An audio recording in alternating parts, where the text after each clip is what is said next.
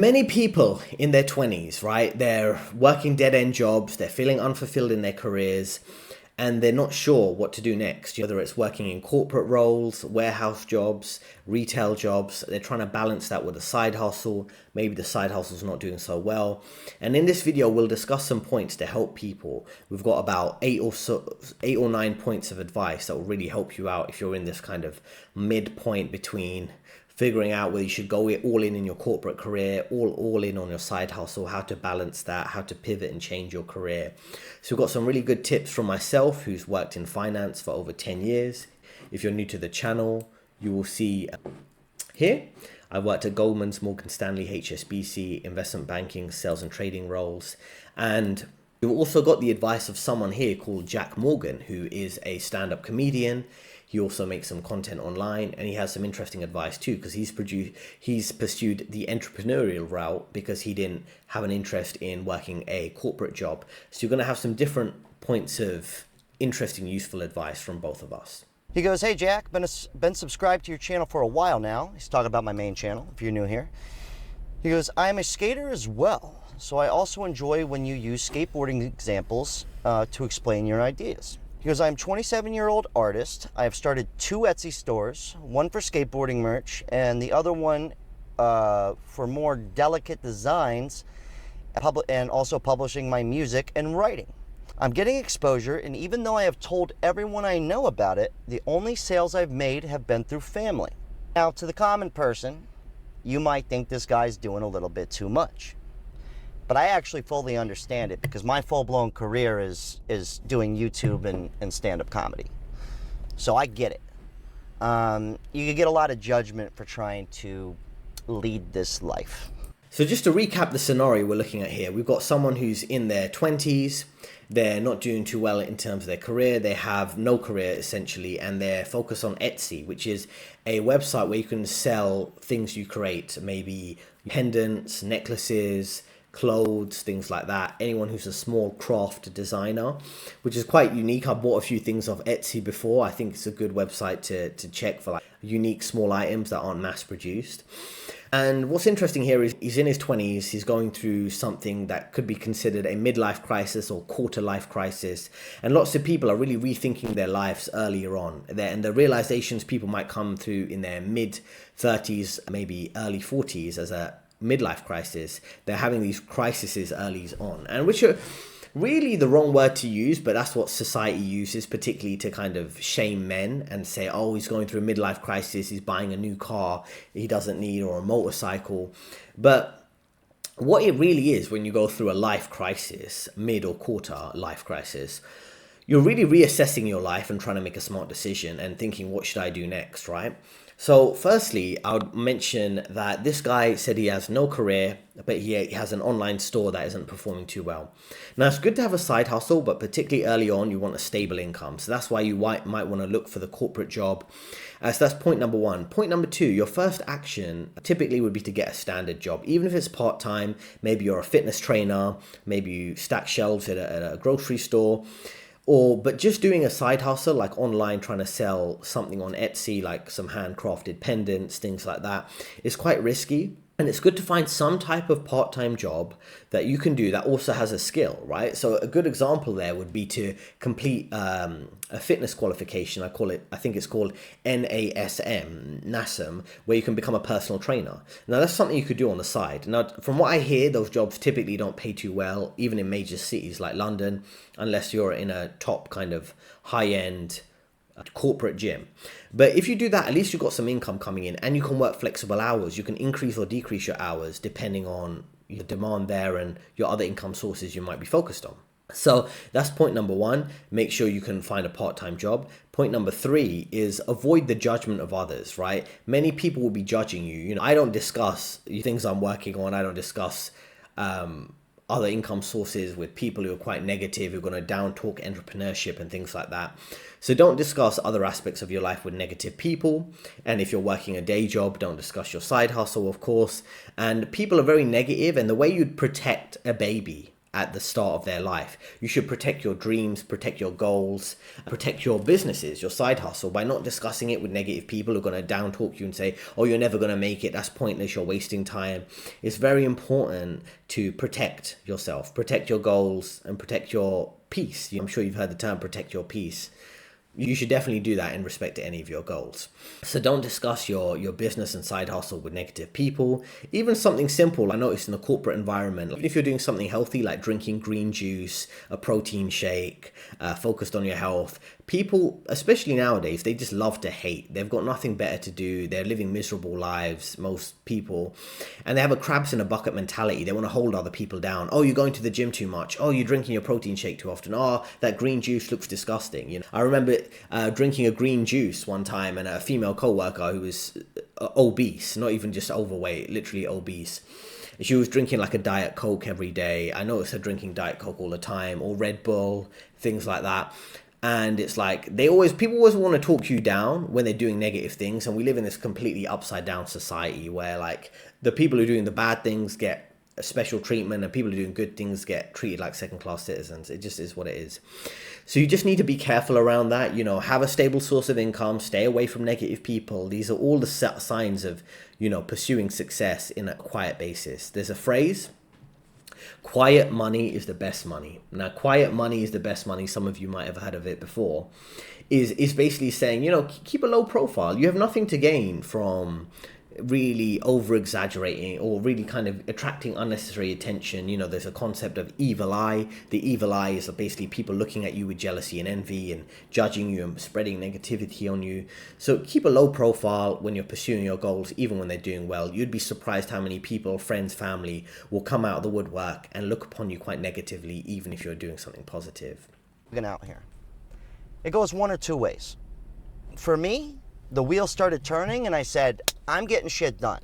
I might have even seemed a little bit manic, I guess you would call it, because I'm in fight or flight mode. I'm trying to make shit happen. But then there's the other side of the coin where you could just get depressed, okay? So where am I going with this? Hold on, let me get the AC pumping a little bit. It's fucking hot as shit in here. So while he gets the AC pumping, right, what can we learn from this? Now, this is point number 4.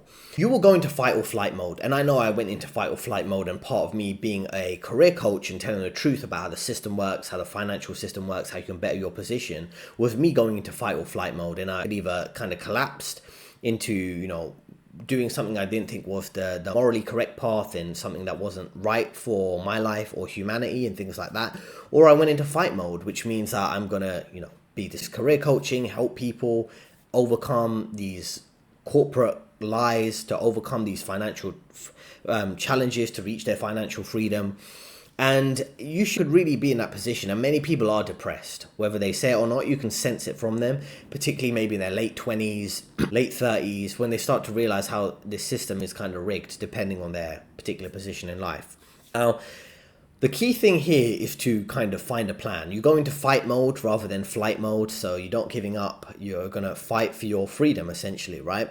You find a plan, whether it's starting a job and having a side income, saving or investing. If the Etsy thing isn't working, for example, this guy could switch into something else. Maybe he goes into drop shipping. Maybe he finds another niche of services he can offer. Maybe he becomes an expert on Etsy from his experience, and he helps people set up their own Etsy business and advises as to the pitfalls and the successes of how to do that.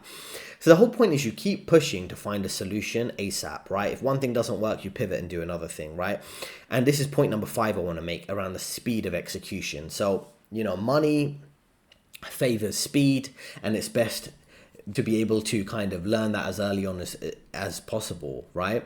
Is essentially, when I say money favors speed, if something's not working, you try a few different things and then you can maybe tweak it this way or that way. Of course, you've got to tweak maybe a product to see if it is selling or the way you're marketing it, and you give it some time, test it, do split A/B testing, test something maybe for a couple weeks, couple months, but you're constantly changing and adapting. So say this guy really tries Etsy, it's not working, he tries a different path. The whole point is if you keep pushing for your freedom, you will reach it in some sense. It might not be perfect. Life isn't a zero-sum game. It's not either you become either you become a billionaire or you go broke. It's not those extremes. Typically there's lots of mid-level leeway between that where you can reach a happy level of success.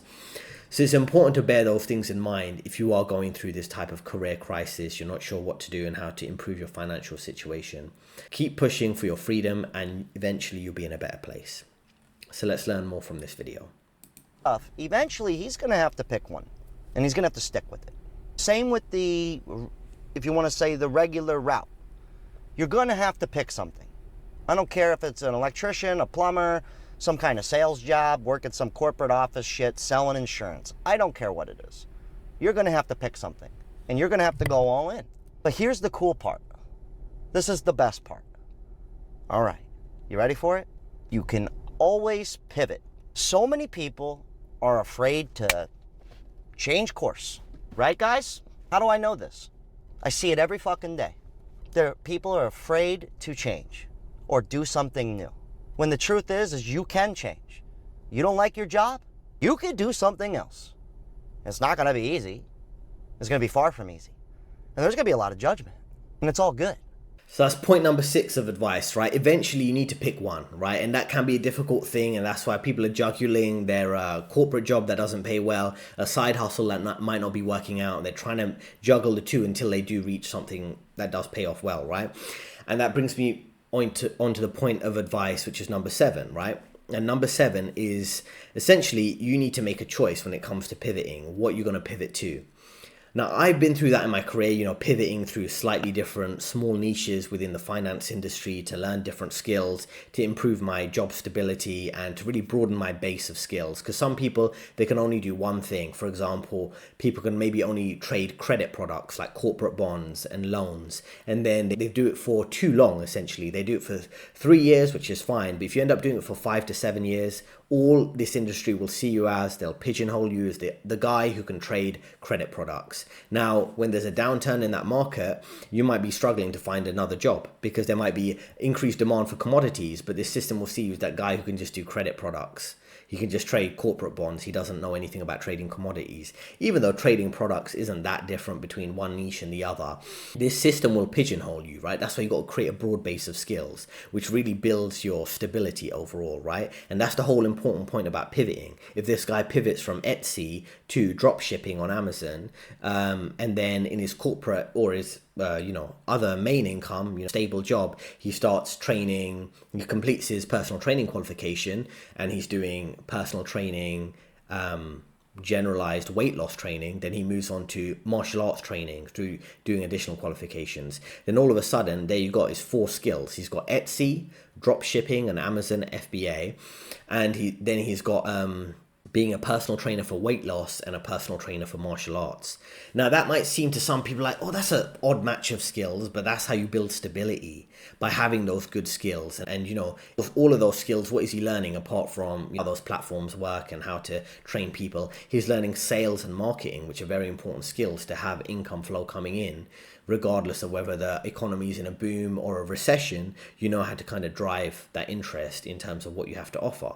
Now, that's a good example there, right? If you take the guy who people might be laughing at with his Etsy store and his maybe small Amazon drop shipping income, and he's doing part-time personal training and some MMA personal training, people might go, that guy's a bit of a joke, he doesn't know what he's doing.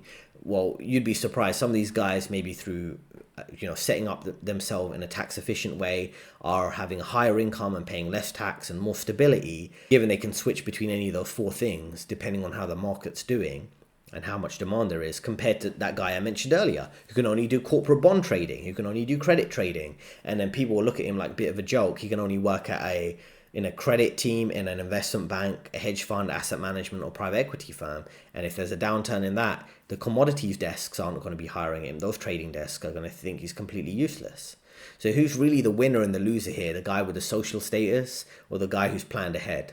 So don't let people mock you when you are planning ahead in these type of clever ways, right? And I just thought about that on the spot. So this is what I'm trying to tell you, right? You got to think outside the box. Don't let people push you into one direction only, right? Now, that's very important for you to remember. So remember what I said about living your life, and remember the book, The Alchemist. I'm sure some of you read The Alchemist by Paulo Coelho, I think that's his name, in terms of living your life and following your path and not letting other people dictate that to you. Don't be a normie. You think outside the box and do outside the box. You don't just think. A lot of people live vicariously through celebrities and recent events, or maybe they see an entrepreneur and they're happy for maybe a Gary Vaynerchuk or someone like that and be like, oh, he's doing well, I'm a fan of his books. But are you actually doing that yourself? And that's why life is meant to be a bit of an adventure, a bit of a risk. And through entrepreneurship, as long as you kind of take sensible decisions as best you can kind of have that more exciting life. Do you see what I'm saying? So let's listen to a bit more here. But the number one thing, man, is people are afraid to pivot. They just are. I've done so many different things in my life, and I've had so much judgment, but it doesn't matter. You're not living my fucking life. Okay? So when someone asks you what you do for a living, this is what I want you to start telling them. But this is how I want you to start handling this. Not literally, but metaphorically. Someone asks you somebody asks, what do you do for a living? Which is gonna happen all the time. It's automatic. I want you to start doing this. You go, oh, I'm an artist. You got a problem with that? What do you do for a living, huh? What do you do? And I don't mean literally do that, okay? But whatever you're going to do, I don't care if you're trying to be an artist, a YouTuber, a plumber, you want to own your own construction company, own your own boat detailing company, something outside the box, start your own restaurant, whatever. I want you to own it. This is a big deal. So I'm sure myself, like many of you, like him being a comedian, me being a career coach, some of you pursuing your different goals, maybe living outside the West. And this is point number 8 of advice I want to give to you, is that people will not get it. Many people, they won't understand that you have one life to live. You have to make the most of that life. Own your life. Don't worry about people's judgment. And this is why I advise you not to discuss your alternative pursuits with your family members or friends who be quite negative, and they want to keep you in the box that they expect you to be in. Maybe if you work a job as an accountant, and they'll be like, they want you to be in that box. They don't want you to be the accountant who's a personal trainer on the side, right? For people who are training martial arts. They don't want you to have that cool edge. You would be surprised how people really trying to hold you back out of their own insecurities, right? So if people ask you all these questions about your side business, he mentions there, saying things like, kind of saying it in a confrontational way. I'm a stand-up comedian on the side, and what? I would just not mention it or give a basic answer. And they say, oh, what are you doing on the side? I heard you're doing a side hustle. And they try to say it in a demeaning way. Just say, yeah, I'm just working on something on the side. Don't worry about that. And then you can just move on with the conversation. People will gossip. They'll spread negativity on that. And that's what I mentioned. You got to protect your dreams and not really let people poison them with their cursing and negativity. So stay away from the judgment of normies and NPCs who are going nowhere in their life anyway. So that's a very important point of advice. And then all my older, wiser friends that are in their 50s and 60s and 70s, they said one day they just woke up, looked in the mirror and said, good God, I'm old. And no one cares. No one fucking cares except for you. So what do you care about? You want to do what you want to do with your life? You're going to boss up and do your shit? Then do it. Now, this is our last little bit of advice, is that you have to kind of bet on yourself, right? No one really cares about you. People are going to be judgmental whether you do well or you don't do well. People are always going to push you down. And ironically, right, now is the best time to bet on yourself. People are like, no, you have to be safe. It's a recession. You could lose your job at any moment. People are really burnt out on the fear, especially since 2020. The fear, the uncertainty, the doubt, the propaganda, mind games, always got to be worried about this or worried about that, other people's perception of you, what you can and can't say, cancel culture. All of these things are really burnt out. You can't, if you try to cancel someone now, it's not going to work. You make an allegation against someone, yeah, it could work from demeaning their perception in the mainstream, but many people are just looking for alternative opinions. People know that a lot of these allegations are false, say against men and things like that. A lot of people who've been cancelled have been cancelled for telling the truth. A lot of people who are pursuing their alternative pursuits, they don't have much to lose because your job isn't stable anymore. Many social dynamics aren't stable anymore. The political solutions aren't going to work. So it just makes sense to take that risk on yourself, because what are you betting on? The alternative doesn't really make sense. Playing it safe doesn't make sense anymore. It's worth you pursue that side hustle in addition to maybe an ordinary average 9-to-5 job, rather than climb the corporate ladder only for it to go nowhere, and you put all your eggs in one basket, which is that career that might not work out. So as I say, no one cares. Bet on yourself. you have little left to lose if you're betting on the system rather than betting on your independent solution as a side hustle, because the standard path just isn't working. Now, if you're interested in tailor-made career advice, some honest advice from someone like myself who has worked for over 10 years within the finance industry, who knows how the corporate world works and kind of freeing yourself from a lot of those toxic environments and navigating those to make as much money as you can and work on your escape plan, feel free to reach out to me. There is a link in description. I can speak with you directly and we can really get you on the right path. Thanks for listening. There are 2 recommended videos on your screen right now. Let me know how you feel about this in the comments section, and I'll see you next time.